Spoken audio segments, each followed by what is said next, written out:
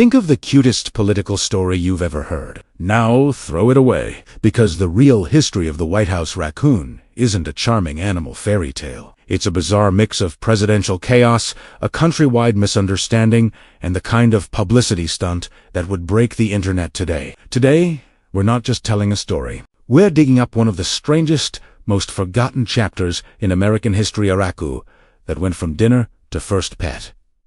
Brace yourself! It's about to get weird one. The raccoon was never meant to live there. Everyone loves to claim the White House. Raccoon was some beloved family pet, a cute woodland creature running around like presidential royalty.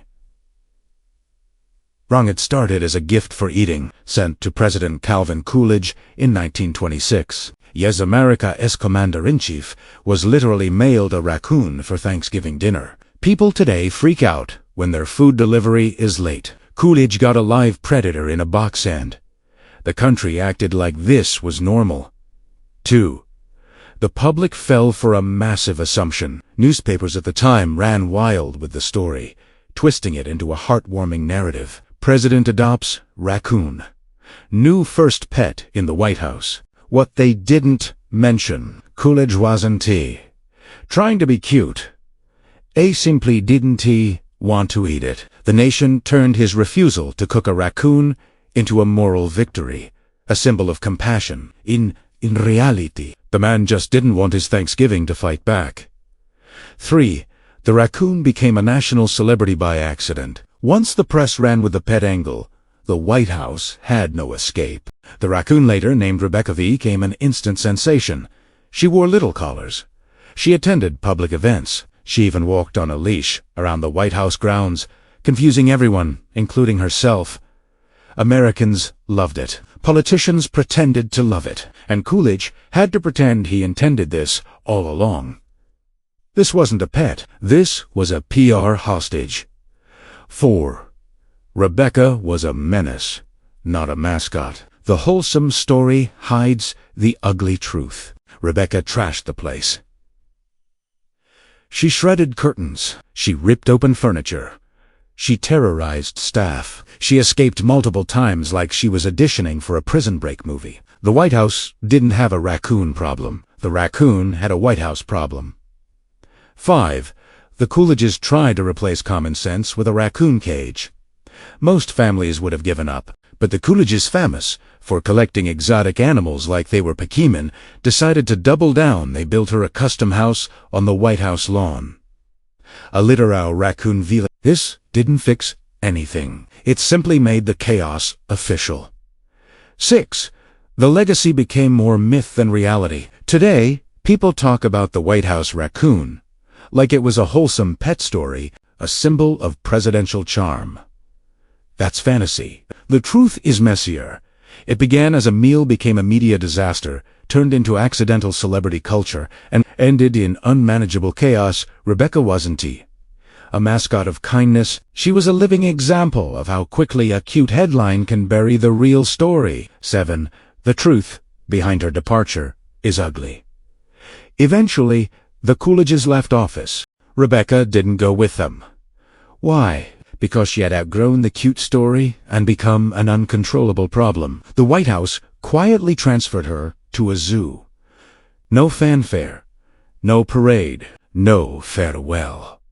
The nation forgot her almost instantly. The raccoon that once dominated headlines vanished like she was never real. 8. History sanitized the story for children. Modern retellings frame Rebecca like a sweet presidential pet, a charming little creature strolling around the most powerful residence in the world.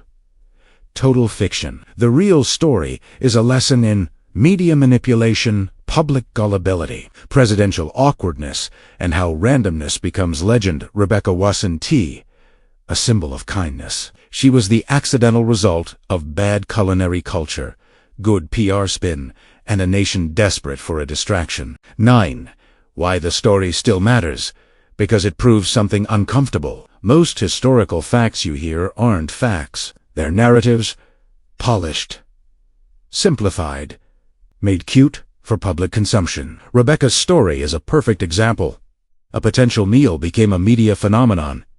A nuisance became a mascot. A problem became a legend, and nobody questions it. Coolidge didn't just accept the raccoon. He actively collected weird animals. Rebecca Wazan, Coolidge treated unusual animals like another president might treat advisors. He accepted anything the public sent, no matter how impractical, exotic, or downright insane. He once received a hippopotamus. Yes, an actual hippo. Rebecca was simply one of the few animals that arrived alive, small enough, and crazy enough to become famous. This wasn't a pet story. It was a full-blown presidential zoo problem. 11. The raccoon had a personality problem.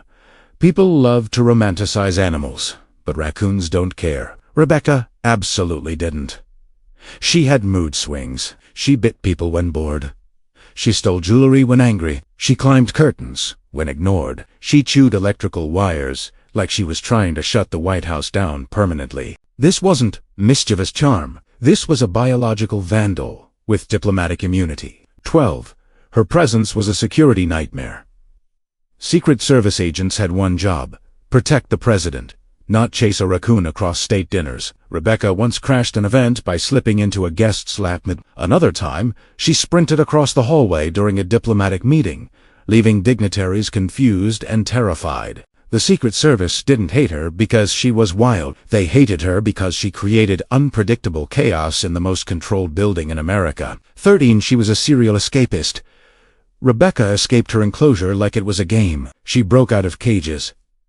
She climbed out of windows. She squeezed under fences. She disappeared onto the White House lawn more often than the president did. One time she led staff on a 2-hour chase through the gardens. Another time she climbed a tree and refused to come down for an entire afternoon. Every escape was a reminder.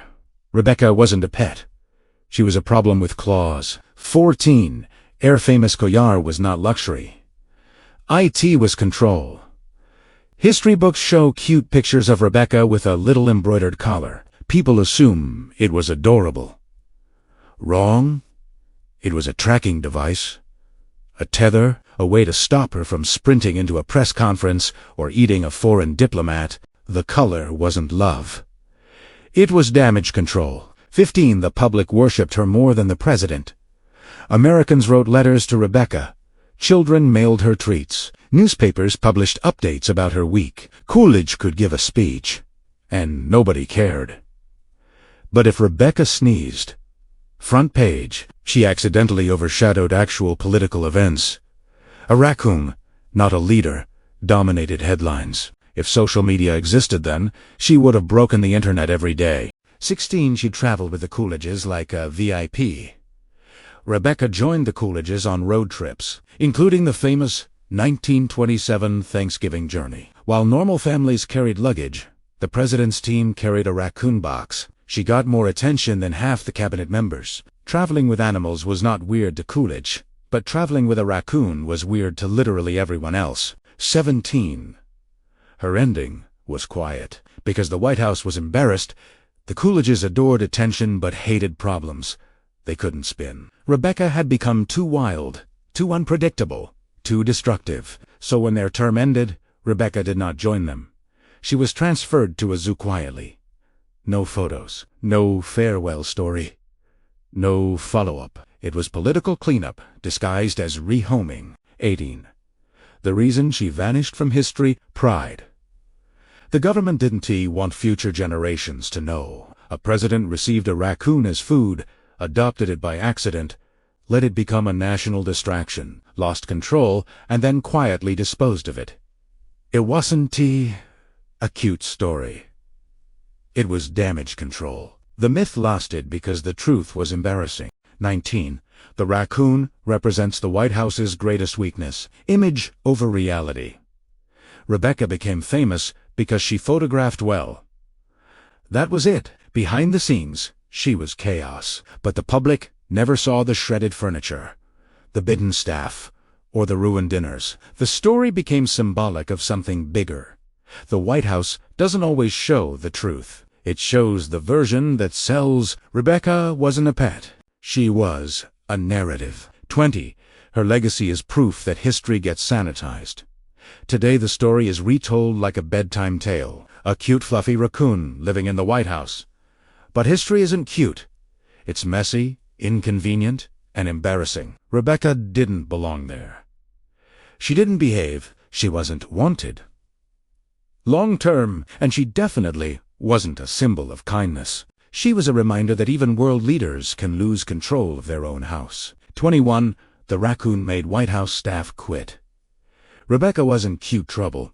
She straight-up terrorized junior staff. Houseworkers complained about scratched hands, beaten ankles, and stolen items. Several requested reassignment. A few quit entirely. A raccoon, causing staff turnover in the White House. Embarrassing but true. 22. She hated formal events. Whenever the White House held a formal reception, Rebecca acted like the building was under attack. She'd screech, scratch the floors, and sprint into rooms she wasn't allowed in. She ruined more events than bad speeches did. Coolidge laughed. Staff didn't. 23. The First Lady tried to train her and failed. Grace Coolidge was patient with everyone. Rebecca broke her. She tried teaching Rebecca's simple routines. Come, stay, calm down. Rebecca ignored all commands. Grace eventually admitted Rebecca was uncooperated. That's polite political language for impossible to control. 24. She got famous because the White House was bored. It was the 1920s. No internet. No fast news cycle. No constant political scandals. A raccoon became news because the country had nothing better to obsess over. It wasn't fame. It was boredom. 25. She shocked foreign visitors. Ambassadors expected elegance. They got a raccoon nibbling the legs of antique chairs. One French visitor reportedly asked, "Is this normal for America?" Nobody had an answer. 26. Her cute pictures were staged. Those charming photos of Rebecca climbing the Christmas tree, they weren't spontaneous. The staff forced her to pose not because she enjoyed it, but because the Coolidges wanted the press to see festive chaos. Behind the scenes, she scratched the tree, chewed decorations, and nearly electrocuted herself. The photos were fake peace. 27. She created tension between staff and the First Family. Coolidges loved Rebecca.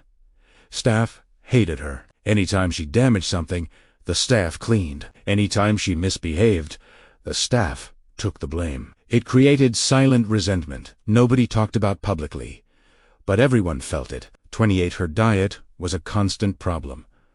Rebecca didn't follow diets. She stole food, raided the kitchen, and snatched snacks off plates. Chefs despised her. They tried locking food away. She still found ways in. She ate like a street animal living in the most secure house on earth. She caused multiple minor injuries. Scratches, bites, bruises. Some staff needed medical attention. Some developed infections. But nobody could publicly complain. President Espet attacked me.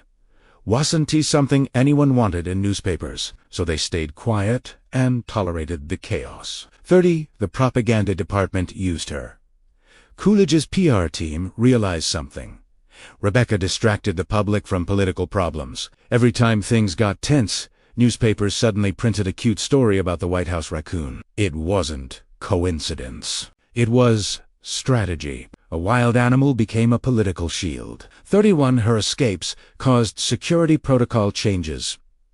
After Rebecca triggered multiple the Secret Service introduced new internal rules about animal access points, hallway restrictions, and door monitoring. A raccoon literally changed White House security policy.